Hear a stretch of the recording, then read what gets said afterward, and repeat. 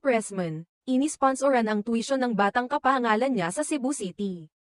Ibinahagi ni Yasi Pressman ang isang nakakatuwang kwento sa kanyang mga taga-suporta sa pamamagitan ng isang Instagram post, kung saan sinabi niyang siya na ang mag-aalaga at magbibigay ng tulong sa pagpapaaral ng isang batang babae na nakilala niya habang nasa carbon market sa Cebu City.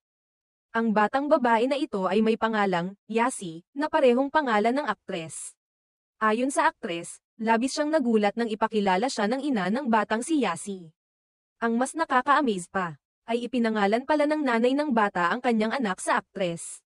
Dahil dito, ipinakita ng ina ng bata kay Yasi ang isang sertipiko mula sa paaralan bilang patunay ng pagiging magkasunod ng pangalan nilang dalawa. Sa kanyang Instagram post, ibinahagi ni Yasi ang kanyang reaksyon sa hindi inaasahang kaganapan. "Ako yung na-surprise," ang kanyang naging pahayag, nagpapakita ng hindi inaasahang saya at kaligayahan.